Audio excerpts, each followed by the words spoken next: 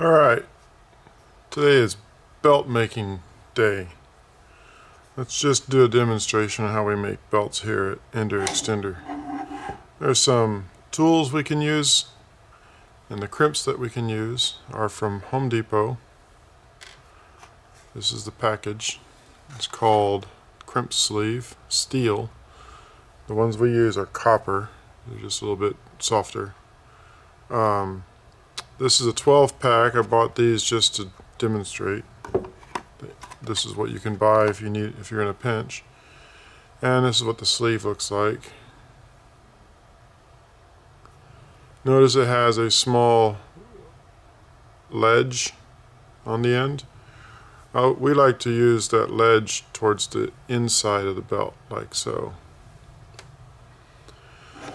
So you may not have all the specialized tools that we have. Highly specialized tool here. Actually, this is a general purpose crimper. Notice it has two sections on the tip.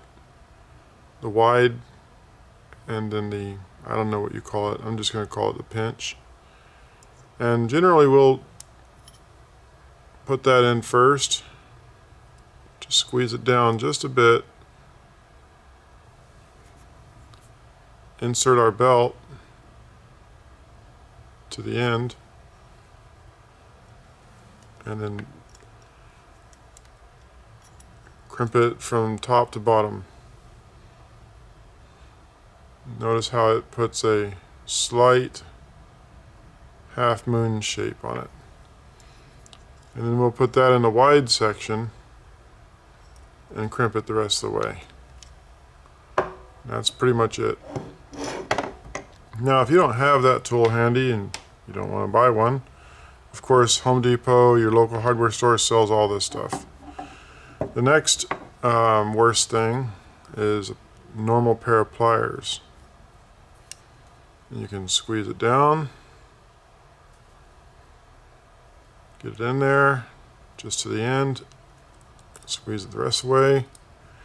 The reason why I say this is the next worst thing, because pliers, they don't give you much leverage, and it can generally end up with a pretty flat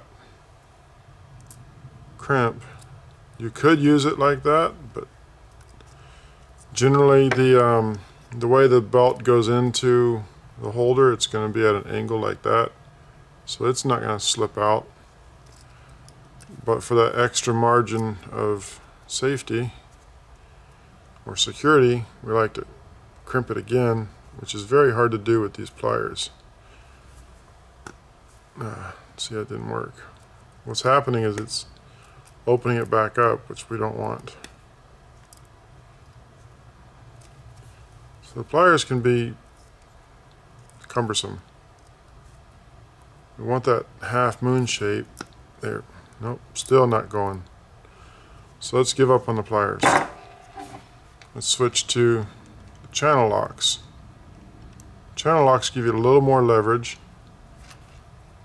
We're going to squeeze it down just a bit. Get it to the edge.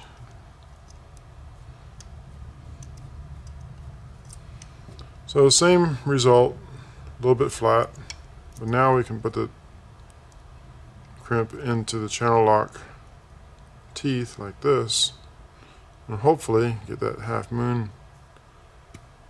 There we go. Now we bend it over like that. That's how we like to see the crimp. And there you have it. Easy peasy. These are like $3 for 12. You can buy 500 for $6, or 100 for $6. It's ridiculous. It's weird.